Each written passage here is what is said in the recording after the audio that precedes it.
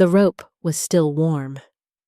Jacob Cole touched it with 2 fingers and pulled his hand back fast. Someone had tied this knot less than an hour ago, maybe less. The girl was maybe 12 years old. She sat against the wooden stake with her hands bound behind her back and her ankles tied together. A strip of cloth covered her mouth. Her dress was torn at the shoulder. Dust covered her face except where tears had washed it clean. Before we continue, if you are new on this channel, please click on the like button and subscribe for more interesting stories. Let's continue. She looked at Jacob with eyes that had already given up. He knelt down slow. His knees cracked. Everything cracked these days. He was 58 years old, and his body reminded him every morning. "I'm going to take that gag off," Jacob said. "Don't scream. There's nothing out here but sand and coyotes, and screaming just tells them where you are." The girl nodded. Jacob pulled the cloth down. She sucked in air like she'd been underwater. "They left me," she whispered. "They just rode away." "I know." "They said the coyotes would come." "They will," Jacob said, "soon as the sun goes all the way down." He looked at the horizon, maybe 20 minutes of daylight left. After that, the desert belonged to things with teeth. Jacob pulled his knife and cut the rope around her ankles. Then he moved behind her and started working on her wrists. "What's your name?" he asked. "Sarah." "Sarah what?" She hesitated. "Sarah Bennett." The knife stopped moving for just a second. Then Jacob kept cutting. Bennett. That name lived in his chest like a bullet that never came out. "You got family. Sarah Bennett?" "My mama died 2 years ago. My uncle took me in after that." "Where's your uncle now?" She started crying again. Not loud, just tears running down. "They killed him this morning. Shot him in our kitchen while I watched. Then they burned the house and brought me out here." Jacob cut through the last piece of rope. Her hands came free. She pulled them around front and rubbed her wrists where the rope had cut into the skin. "Why'd they leave you?" Jacob asked. "I don't know." She was lying. He could hear it in her voice, but he didn't push. "Can you stand?" Sarah tried. Her legs shook and gave out. Jacob caught her before she hit the ground. "Easy," he said. "You've been sitting too long. Blood needs to wake up." He helped her to her feet and held her arm while she found her balance. That's when he saw the paper. It was tucked into her dress pocket, just a corner sticking out. Jacob reached for it, but Sarah grabbed his wrist. "Don't," she said. "If they left you a message, I need to see it." "It's not for you." "Everything out here is for me now," Jacob said, "because I'm the one who found you, and that means I'm the one who has to get you out." Sarah let go of his wrist. She pulled the paper out herself and handed it to him. Jacob unfolded it. The handwriting was rough but clear. "Cole, we know you're out here. We know you quit. We know you swore off the gun. But we also know who she is. If you want her to live, you'll come find us. If you don't, we'll come back for her at sunrise. And this time, we won't leave her alive. Maddox." Jacob read it twice. Then he folded it and put it in his own pocket. "Who's Maddox?" Sarah asked. "A man who should have stayed dead." "You know him?" "I know men like him." Jacob looked around. His horse was 50 yards back, where he'd left it tied to a dead tree. The sun was touching the edge of the world now. In the distance, he heard the first howl. Coyotes. "We need to move," Jacob said. "Where?" "Away from here." "What about what the note said?" "Forget the note." "But they said sunrise. They said they'd come back." "I heard what they said." Jacob started walking toward his horse. Sarah followed, but she was limping. The ropes had done damage. "You said you know who I am," Sarah said behind him. Jacob stopped walking. "The note said you know who I am? What does that mean?" He didn't turn around. "It means they're playing a game." "What kind of game?" "The kind where everyone loses." Jacob reached his horse. It was an old gray mare named Mercy. She'd carried him for 6 years without complaint. He untied her and checked the saddlebags. 2 days of food, 1 canteen of water, a bedroll, and wrapped in canvas at the very bottom, the thing he swore he'd never touch again. His gun. He'd kept it all these years. He told himself it was just in case. But in case of what? He'd promised. He'd made a deal with God himself. Never again. But now there was a girl with Bennett blood standing behind him, and men with guns coming at sunrise, and a coyote pack closing in from the east. "Get on the horse," Jacob said. "What about you?" "I'll walk. You can't walk all night. I've walked worse." Sarah climbed up into the saddle. She was small enough that she fit easy. Jacob took the reins and started leading Mercy north. Away from the stake. No, away from the note. Away from the choice he knew was coming. "They're going to find us anyway," Sarah said from up on the horse. "Maybe." "That Maddox man, he's not going to stop." "Probably not." "So why are we running?" Jacob didn't answer that. They walked for an hour in silence. The stars came out. The temperature dropped. Sarah started shivering. Jacob gave her his coat without stopping. Finally, she spoke again. "My daddy's name was Thomas Bennett." Jacob's hands tightened on the reins. "He died 10 years ago," Sarah continued. "Mama said a gunslinger killed him over a card game in Silver Ridge. She said the gunslinger's name was Jacob Cole." Jacob stopped walking. Sarah looked down at him from the saddle. Even in the dark, he could see her eyes. "Is that you?"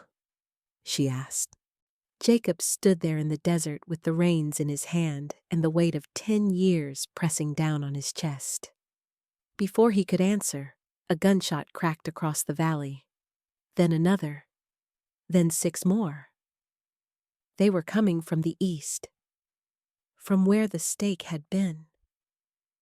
Someone was shooting at the stake, which meant someone thought Sarah was still tied there, which meant Maddox hadn't waited until sunrise. "Hold on," Jacob said. He climbed up behind Sarah and kicked Mercy into a run. Mercy ran hard for 20 minutes before Jacob pulled her to a stop. They were behind a ridge of red rocks. Sarah was breathing fast. Jacob climbed down and listened. Nothing. No hoofbeats, no voices. Just wind and the distant yip of coyotes. "Did they see us?" Sarah whispered. "No. They were shooting at where you were supposed to be. They didn't know I'd already cut you loose." Jacob helped Sarah down from the horse. She was still shaking. Not from cold now, from fear. "They came back early," she said. "The note said sunrise. Men like Maddox don't keep promises." Jacob pulled the canteen from his saddlebag and handed it to Sarah. She drank long and deep. When she finished, she wiped her mouth and looked at him. "You didn't answer my question," she said. "Which question?" "Are you the man who killed my daddy?"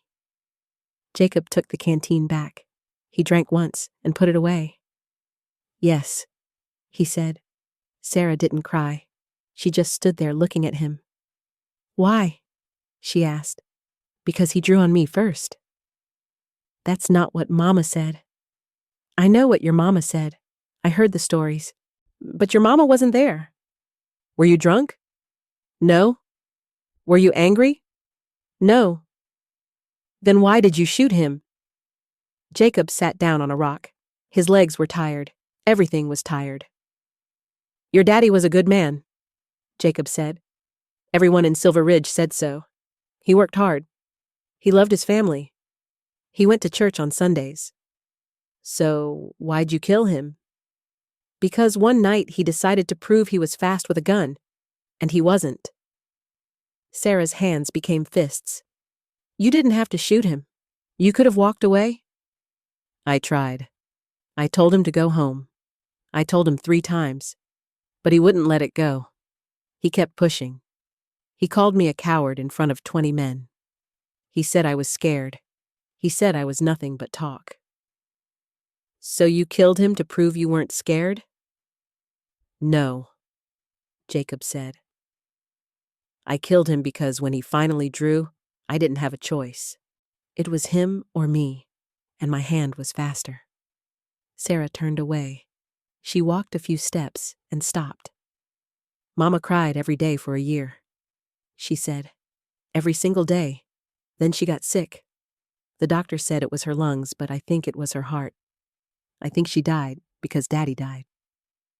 Jacob didn't say anything. And now you're the one who's supposed to save me, Sarah said. She laughed, but it wasn't a happy sound. God must think that's real funny. Maybe he does. Sarah turned back around. Why didn't you just leave me there? Because I don't leave children to die. Even children of men you killed?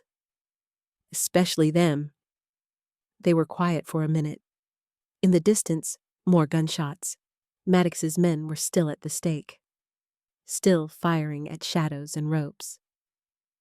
They're going to figure it out soon, Sarah said. They're going to see the cut ropes and know someone took me. I know. Then they'll track us.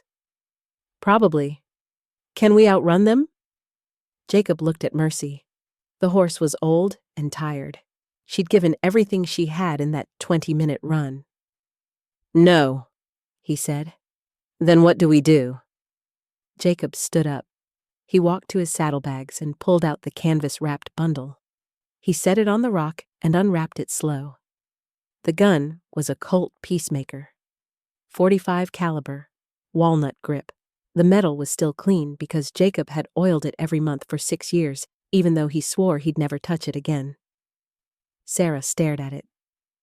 You said you quit, she said. I did. You swore off guns. I swore off killing. There's a difference. Is there? Jacob picked up the Peacemaker. It felt wrong in his hand. Like holding a snake. Like holding death itself. 10 years ago, I shot your daddy, Jacob said. It was a fair fight, but it didn't matter. Fair or not, he was dead, and I was alive. I went home that night, and I looked at myself in the mirror, and I didn't recognize the man looking back. He opened the cylinder and checked the chambers. All 6 bullets were still there, still ready. I decided that night that I was done, Jacob continued. No more towns, no more saloons, no more men calling me out to prove something. I rode into the desert and I stayed there. I built a cabin, I trapped rabbits, I talked to no one, and I never touched this gun again. Until tonight, Sarah said. Until tonight. Jacob closed the cylinder. The click was loud in the quiet. If I do this, he said, if I go back to being what I was, there's no guarantee I can stop again. Violence is like a river. Once you jump in, it carries you where it wants. You don't have to do this, Sarah said. You can leave me here, right away, go back to your cabin. You know I can't do that. Why not? You don't owe me anything. You don't even like me. It's not about owing. It's not about liking. It's about what's right. Sarah laughed that bitter laugh again. You're a killer talking about what's right. Maybe that's exactly why I know. Jacob tucked the gun into his belt. It felt heavy, like carrying a stone. From the east, a new sound. Hoofbeats, fast and getting closer. They found the trail, Jacob said. He grabbed Sarah's arm and pulled her toward a narrow gap in the rocks. They squeezed through into a small canyon. There was barely enough room for Mercy to follow. "How many men does Maddox have?" Jacob asked. "I don't know. Maybe 6. Maybe more." "You see their faces?" "Some."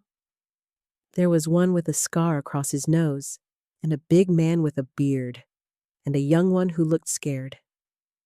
"The young one say anything?" "He said they shouldn't leave me. He said it was wrong."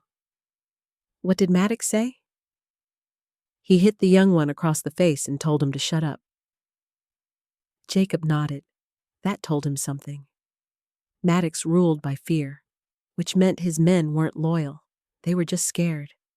Scared men made mistakes. The hoofbeats got louder. They were maybe 100 yards away now. Jacob pulled Sarah deeper into the canyon. At the far end was a cave opening, small and dark. "Get in there," Jacob said. "What about you?" "I'll be right here." "You're going to fight them?" "I'm going to talk to them." "They'll shoot you." "Maybe." "That's your plan? Maybe?" Jacob smiled for the first time. It felt strange on his face. "I've had worse plans." Sarah didn't move. "If they kill you," she said, "what happens to me?" "There's a town called Clearwater 40 miles north. You take Mercy and you ride hard. Don't stop. Don't look back. Find the sheriff. His name is Clayton. Tell him Jacob Cole sent you. He'll keep you safe."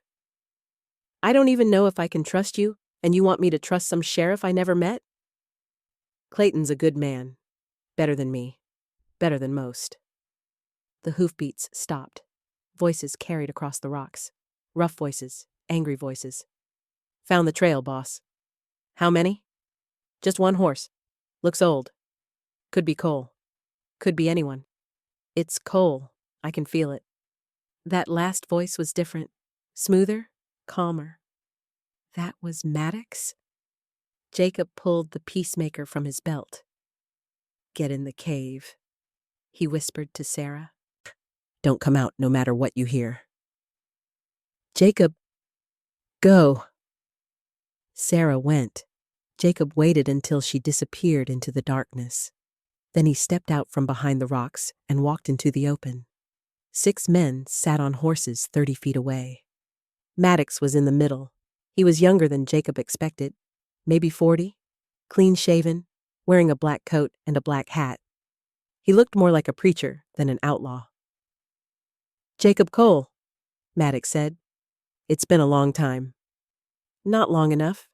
You look old. I am old. Too old for this?" "Probably." Maddox smiled. "But you picked up the gun anyway. I can see it in your hand."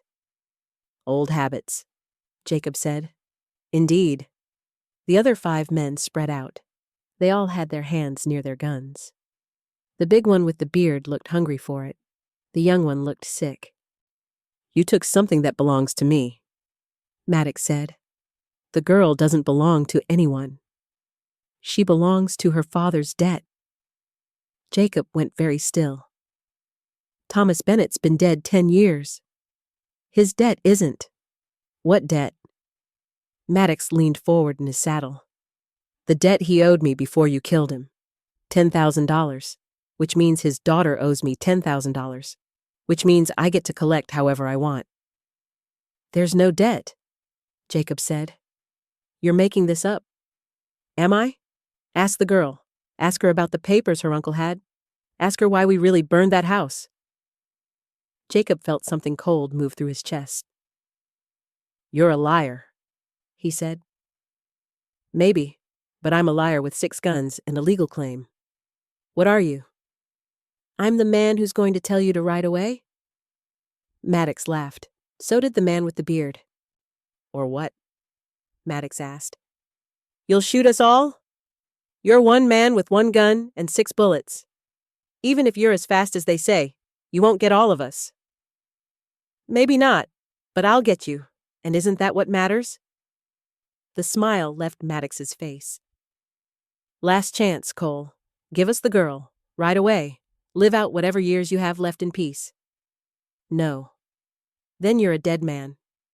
I've been a dead man for 10 years, Jacob said. I just didn't know it until tonight. Maddox raised his hand. Kill him! The first shot came from the man with the beard. He was fast, but Jacob was faster. Jacob's bullet hit him in the shoulder and spun him sideways off his horse. The man hit the ground hard and didn't get up. The second shot came from the man with the scar. Jacob felt it pass his ear. So close, it burned. He fired back. The scarred man grabbed his leg and screamed. 3 more shots rang out all at once. Jacob dove behind a rock. Bullets hit the stone and sent chips flying. One cut his cheek. He felt blood run down. He counted in his head. 3 bullets left. 5 men still shooting. The math didn't work. Cole! Maddox shouted. You can't win this! Jacob didn't answer. He was watching, waiting. The young man who looked scared hadn't fired yet. He was still on his horse, still frozen. That was something. Sarah! Maddox shouted. I know you can hear me. Your uncle had papers. Contracts signed by your daddy. The debt is real. From the cave, nothing. If you come out now, we can settle this clean. You work for me 3 years and the debt is paid. You walk away alive. Still nothing. Jacob leaned around the rock and fired. His bullet hit the nearest man's horse. The animal screamed and reared. The rider fell backward and his head hit a stone with a crack that echoed. He didn't move after that. 2 bullets left. 4 men. You're killing my crew for a girl who isn't even yours! Maddox yelled. She's a child, Jacob shouted back. She's collateral. She's 12 years old. Her father made a choice.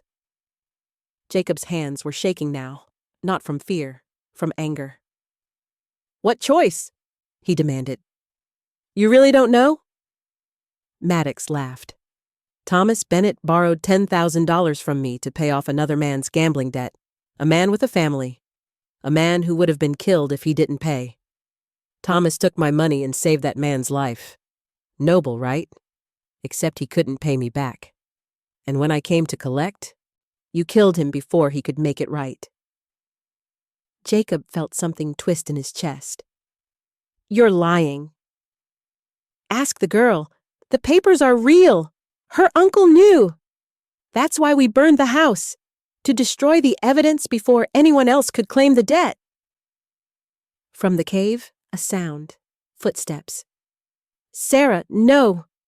Jacob shouted, but she was already walking out, into the open, into the moonlight.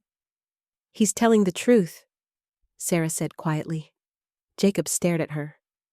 My uncle showed me the papers before he died, Sarah continued. He said Daddy borrowed money to save a man named William Grant. I didn't know what it meant. I didn't know it was this much. I didn't know anyone would come for it. Maddox smiled. There it is, the truth. Sarah looked at Jacob. My daddy wasn't in that saloon to prove he was fast, she said. He was there to ask you for help. Uncle said Daddy heard you were in town. Heard you were the kind of man who could stop men like Maddox. He wanted to hire you. Jacob's gun lowered an inch. That's not what happened. Are you sure? Sarah asked. Or did you just think the worst of him because he was nervous and his hand was shaking? Jacob saw it again in his mind. Thomas Bennett standing across from him in that saloon. His hand hovering over his gun. His voice shaking when he spoke. Jacob had thought it was fear making him shake. But what if it was desperation? What if Thomas Bennett was trying to ask for help, and Jacob just saw another fool trying to prove something? He drew on me, Jacob said, but his voice was weak now. Did he? Sarah asked. Or did you draw first because you were tired and angry, and you'd been called out too many times? Jacob couldn't speak, because he didn't remember. 10 years, and he'd never let himself remember that moment clearly. He'd locked it away, told himself it was fair, told himself it was clean. But now, With Sarah looking at him, he wasn't sure anymore. It doesn't matter now, Maddox said. He raised his gun and pointed it at Sarah. The debt is still owed, and I'm still collecting. The young man who'd been silent finally spoke. No? He said. Maddox turned. What? I said no, boss. This isn't right. You work for me. Not for this. The young man pulled his gun, but he didn't point it at Jacob. He pointed it at Maddox. Let them go, the young man said. Maddox's face went hard. You're making a mistake, Tommy. I've been making mistakes since I rode with you. This is me stopping. The other two men looked confused. They didn't know whose side to be on. Maddox saw it. He saw his crew falling apart. Fine, he said. Tommy, you're out. Anyone else want to quit? The two remaining men lowered their guns. Smart, Maddox said. Then he looked at Jacob. Seems it's just you and me now, Cole. 1 bullet left. Maybe 2. Think you can take me? Jacob looked at his gun, at Sarah, at the young man named Tommy who'd just thrown away his life to do the right thing. Then he lowered the peacemaker. No, Jacob said. Maddox blinked. What? I'm not shooting you. Then I'll shoot you. Maybe, but then Tommy shoots you. And then those two men have to decide if they want to die for a debt that'll never get paid anyway. Maddox's jaw tightened. The debt is real. I believe you, Jacob said. But Sarah's got no money. I've got no money. You can kill us both, but you won't get paid. You'll just have more blood on your hands and more enemies on your trail. So what are you proposing? Jacob holstered his gun. I work the debt, he said. Sarah gasped. What? 3 years, Jacob said to Maddox. Whatever work you need, hunting, tracking, protection, I'll do it. But Sarah goes free, right now, tonight. Jacob, no, Sarah said. It's done, Jacob said without looking at her. Maddox studied him. You'd do that? 3 years of your life for a girl whose father you killed? Yes. Why? Because it's what I owe. The desert went quiet. Even the coyotes stopped howling. Maddox finally lowered his gun. I don't want 3 years of an old man's labor, he said. I want my money. Then you'll die wanting, Jacob said. Maddox laughed. A real laugh this time, not cruel, just tired. You know what's funny, Cole? Thomas Bennett said the same thing to me once. I told him he'd die poor, and he said, then I'll die poor. He meant it too. Maddox put his gun away. He was a good man, your Thomas Bennett. Stupid, but good. He thought he could save everyone. Thought the world worked fair. I almost admired him for it. He looked at Sarah. I'll let you walk, both of you. Not because of any deal. Not because I'm scared, but because I'm tired of chasing debts that don't matter anymore. The papers, Sarah started. Burn them. Keep them. I don't care. The debt died with your father. I just wanted to see if Cole here was still the man I remembered. Turns out he's something different now. Maddox pulled his horse around. You coming? He asked his 2 remaining men. They nodded and followed. Tommy, the young man, stayed where he was. I'm going to Clearwater, he said. Figure I'll try being lawful for a while. Sheriff Clayton's a good man to learn from, Jacob said. Tommy nodded and rode off north. And then it was just Jacob and Sarah and the bodies of 2 men and the quiet of the desert. Sarah walked over to Jacob. You would have done it, she said. 3 years. Yes. Why? Jacob looked at her. Really looked at her. He saw Thomas Bennett in her eyes, in her stubborn chin, in the way she stood even when she was scared. Because your father tried to save a stranger, Jacob said. And I killed him before he could ask me to do the same. I owe him that much. I owe you that much. But he drew on you. You said, I don't know what happened anymore, Jacob admitted. Maybe he drew. Maybe I drew. Maybe we both drew and I was just faster. It doesn't matter. What matters is he's dead and you're alive, and I can't change one, but I can protect the other. Sarah was quiet for a long moment.